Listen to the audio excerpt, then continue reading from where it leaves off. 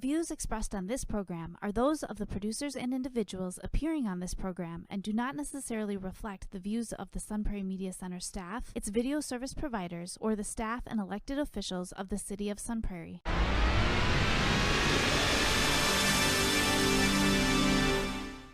Hello and welcome to Real Reviews. My name is Jamison Rabbit, and this week I am overjoyed because I get a special guest that I've been trying to get on this show forever. And here we are in the 511th week. I get this guest.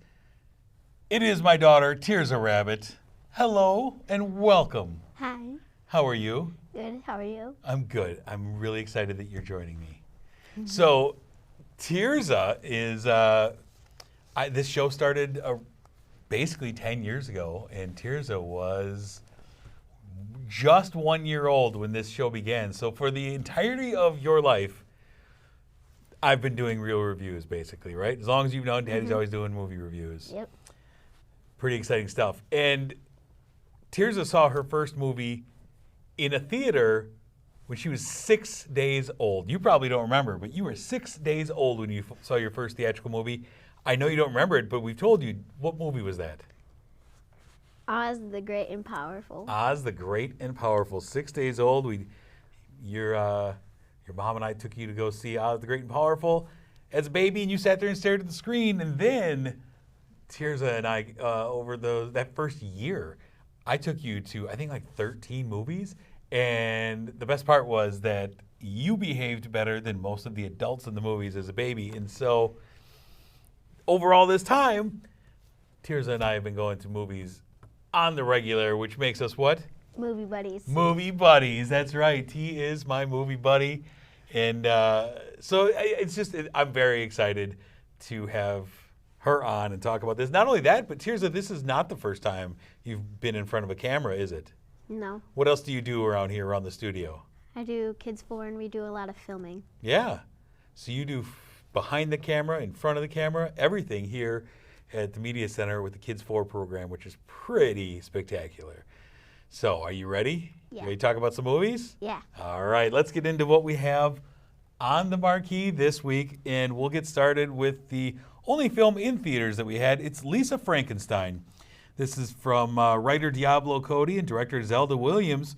It's set sometime in the 1980s. Lisa Frankenstein, played by Catherine Newton, is a teenager who's struggling to fit the norm at high school. She enjoys spending her free time in the Bachelor's Grove Cemetery, hanging out amongst the old gravestones.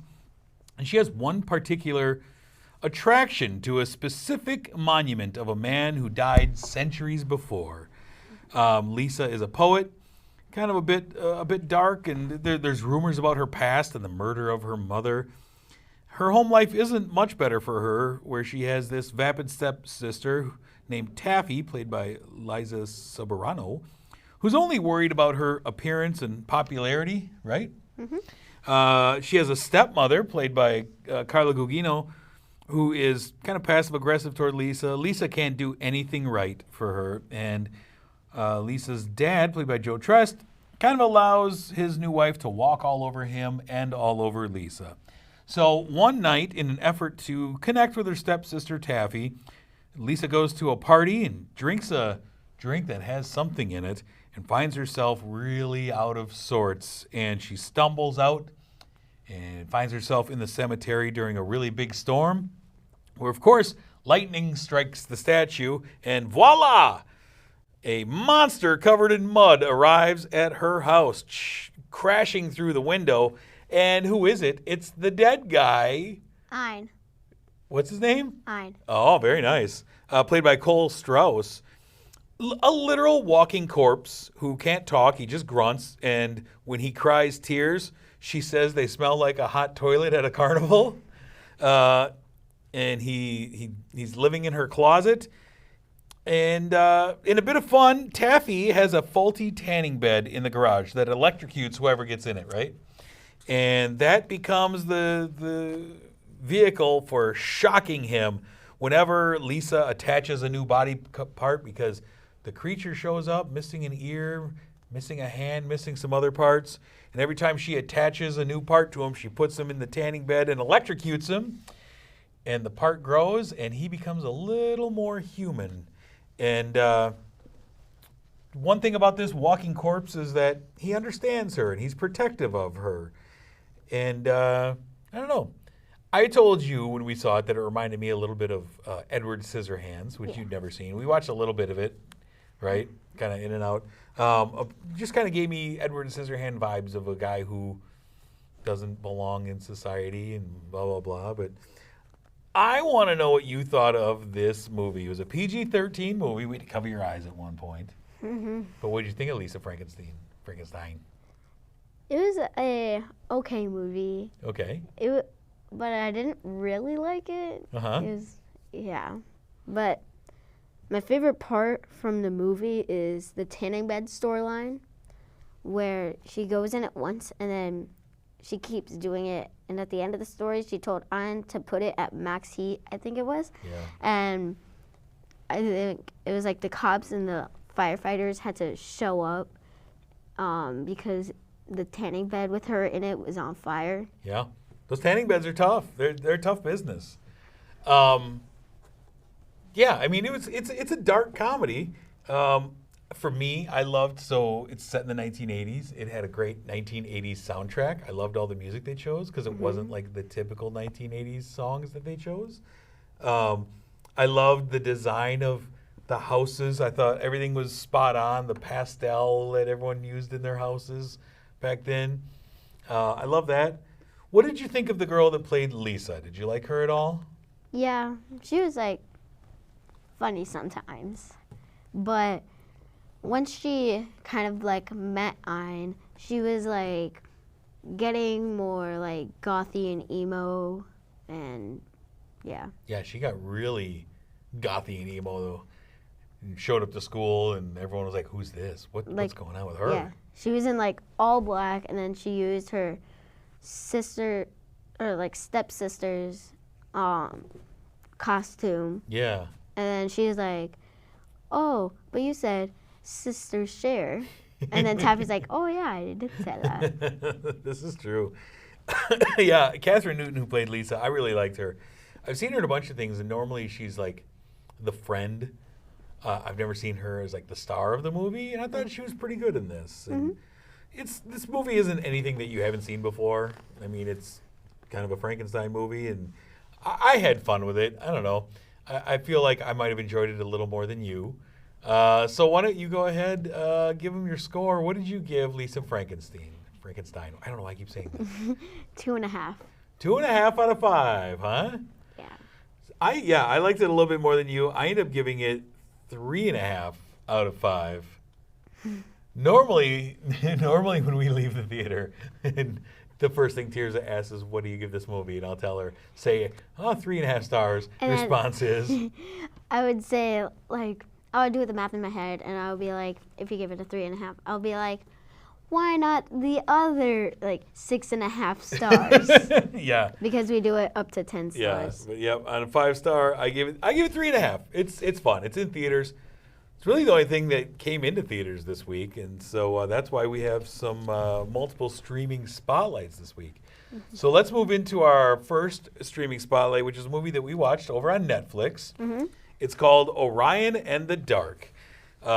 It's written by Charlie Kaufman, which I was surprised to see, but directed by Sean Charmatz. Sean Charmatz directed a bunch of the Trolls shorts, like the Holiday one, and there's like a Guy Diamond short movie, and blah, blah.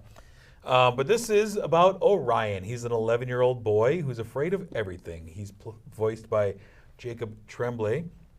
He draws about his many fears in his sketchbook. And these fears are shown through these kind of animated drawings, right? He's afraid of, he's afraid of everything, right? Yeah, he's mostly afraid of the dark. Right.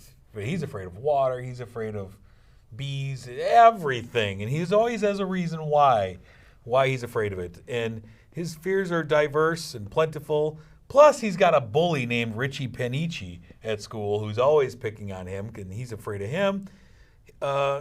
Orion's parents kind of gently push him to not let fear control his life.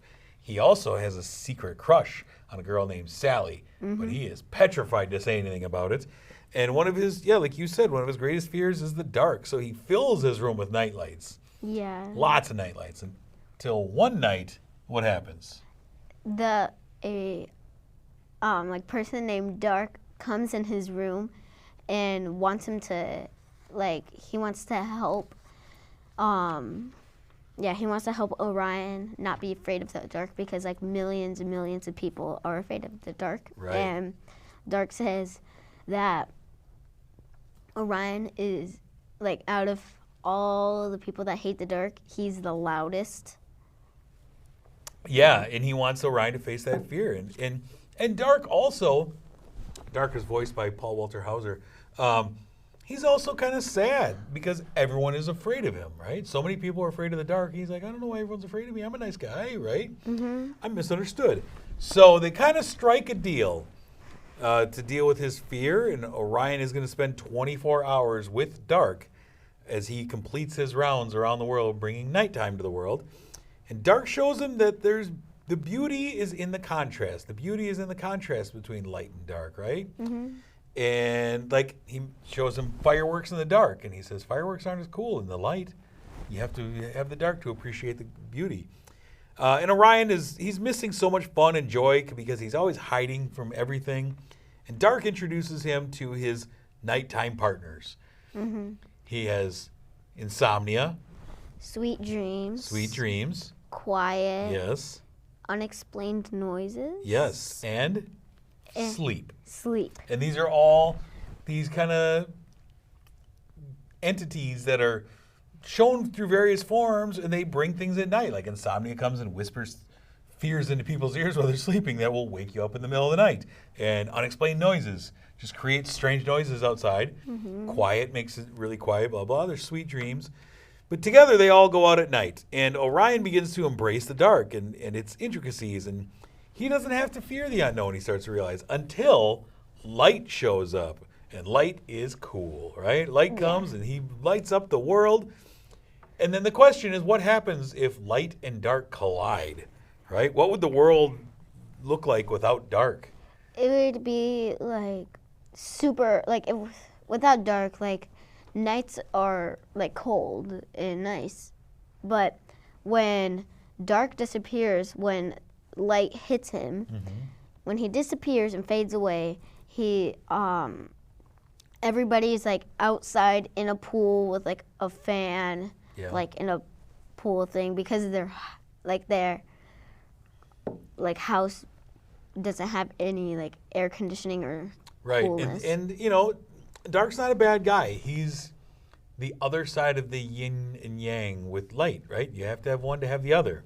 And we also see that it's also kind of like a Princess Bride situation where we see adult Orion telling his daughter this story of when he was young and afraid of the dark, trying to help her through her fear of the dark. So you find out partway into the movie that this is actually him telling her this story, trying to help her overcome her fear. And it gets kind of weird in the end. Like, I don't want to get into all of the stuff that happens near the end. There's time travel all of a sudden that's introduced. And there's some weird things that I didn't necessarily love. This movie reminded me a lot of Inside Out. You've seen Inside Out, right? Because of these, Inside Out also has characters like fear and anger and joy and blah, blah, blah. Yeah. And this also kind of deals the same thing with that. And I don't know, I felt like it was a kid's film that dealt with a lot of things. What are some things that you liked about this film? So the things that I liked about this film was, like, I like that you like to see Hypatia, his daughter, as an adult, like close to the end of the movie, and Orion and his wife as old people.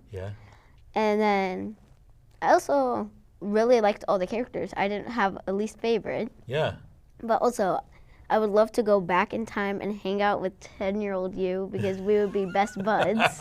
We would be best buds. And then my favorite character from this movie is Sweet Dreams. I just think it's cool how she can like control their dreams. And then there's a time in here where Orion finds out that he can create nightmares just by thinking about them, and he's kind of ruining things for Sweet Dreams. Yeah, like he said, like going to the dentist because that's one of his fears. And while they were in a girl's dream, he said that, and then she ended up in a dentist's office, Right. and then he realized that he can create the dreams, and he's like angry pickle, or Yeah. angry cucumber, Angry and cucumber, yeah. then or like evil, and then he has like a chainsaw, and then just starts Yeah. going all places, and Sweet Dreams gets very mad at him. Right, exactly. She's like, you're ruining my job. And like the first time where he meets the team, he's like new, and he's like ruining their jobs. Like Right. Because he's still Yeah. scared of everything. yeah, he's And like he's- ruining sweet dreams. He's ruining sleep, like because sleep has like a magic pillow that makes people go to sleep, Yeah. or like a magic potion or something. I liked, it for a kids film, it's dealing with fear and bullies and uncertainty in a way that isn't silly, but I thought it kind of addressed everything really smartly, and it asks you to appreciate how beautiful the world is if you don't let fear run your life, right? If you let fear dictate your life, you'll miss out on a lot of really beautiful things. I love when the daughter, what's her name? Hypatia. Hypatia, says when her dad takes her to a planetarium at one point to show her the stars. And she's like, well, this is weird. Why don't we look at the stars outside? And you're like, we can't see them because we're in a city. And she says, I don't get it. They build cities to block out the stars, and then they paint stars on the ceiling. Like, I like that a lot. And I don't know. Like I said, I didn't love the final, 25 minutes of the movie, but I thought it was really fun. And you said you liked all the characters. I thought they all looked really cool. I didn't have a least favorite. Yeah. What did you end up giving Orion in the Dark? A 4.5. Wow. You really love this movie. Yeah. Yeah. There's one other little thing in here just it was for the adults. Werner Herzog, great filmmaker, documentarian. He is a filmmaker in this movie. He makes these little short documentaries about things, and he talks over them. And I felt like that was for me. I love that. But I gave Orion in the Dark the same score as I gave the last movie. 3.5 out of 5 stars. It's fun. It's over on Netflix. Yeah. I'm not going to answer your question about why I didn't give it to others. Yeah, it's a lot of fun. All right, let's move on to our final streaming spotlight of the week, where we turned over to Paramount Plus for this one. I'm going to let you tackle this. What are we talking about? We're talking about The Tiger's Apprentice. And so The Tiger's Apprentice is good, but if I paid to watch it, I wouldn't. Oh. So my favorite part of the movie is near the end where Tom turns into a tiger. Because I think that was very cool because his grandma's old friend Nick was teaching him how to train to fight. And That was Who, wasn't his name? who? Who? Was that his name? Oh, I think it was, Mr. Who. Oh, okay. And he was training Tom because Tom got the Tiger's Apprentice. Yeah, we're seeing that right here. Yeah. Because this old, this mean lady named Lou Yes. killed his grandma. Yeah, right at the beginning of the movie. Yeah. So it opens with the grandmother and baby Tom driving down the highway when these crazy evil spirits attack, right? She's not worried because she's got crazy powers. And it cuts to 15 years later. Tom's in high school getting bullied. Well, everyone's getting bullied in these movies. Yeah. Because he's living with his grandma, who some of the bullies call a crazy witch because of her crazy-looking house in Chinatown. And Tom shows that he might have some powers. And there's a girl named Rav, a fellow outsider at school, that connects with him. And and this Lou, who's voiced by Michelle Yeoh, this evil sorceress, I think, shows up, and she wants this necklace, the Phoenix Stone that the grandma has, right? And then it becomes this whole story about the what are they called? The 12 the Zodiac warriors, right? Various animals, people that turn into animals that show up to help protect this Phoenix Stone, and it's all based on Chinese mythology. But so yeah. But Sorry, I didn't mean to throw you off. Go ahead. so I like that when Lou gets the stone near the end of the movie. We're just giving spoilers today. Do it. Go for it. The stone, she has the stone up in the air, Yeah. and it's like sucking all of the life out of the people. Yep, we So- saw that there. Yes, so they turn into stone. So then she has like more power or something. Yep. Sure. And then she captures, like in an umbrella, she captures all of the 12 zodiacs. She captures them in an umbrella. Like there's a monkey, a dragon, a snake, a rabbit. A pig, a rooster. Yeah, a pig, a rooster. There's a bunch of Yeah, yeah. a bunch of random ones. And yeah.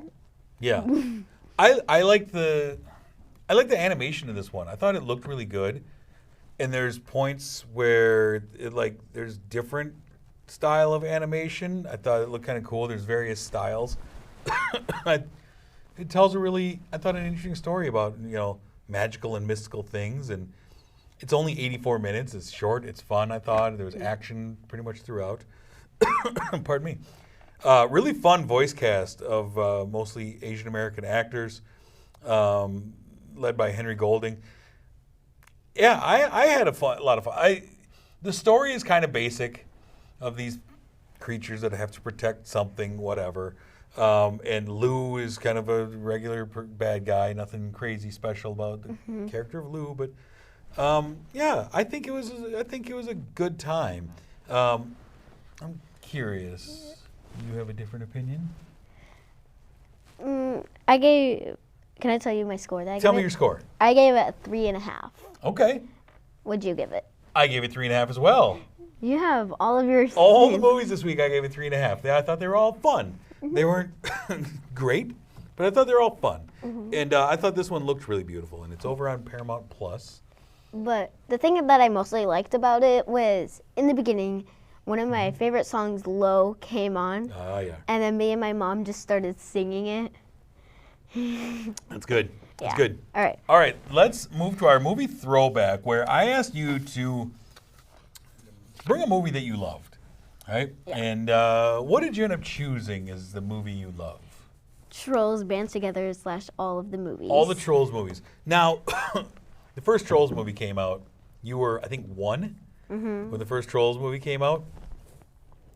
And that was your favorite movie, I think, when you were a kid, right? Yeah, when I was a little toddler, it was my favorite. And it's still my favorite movie because I did a movie bracket thing, and I ended up choosing Trolls as my favorite movie. You did a movie bracket, like a March Madness of your favorite movies? Yep. And Trolls won? Yep, always. That's how you know this girl is my daughter. She's doing movie brackets of her favorite. All right, let's talk about the Trolls universe. All right, so Trolls has, well, this is kind of not really the Trolls universe, but That's okay. Trolls has been my favorite movie ever since I was a little toddler, and I have watched all of the movies.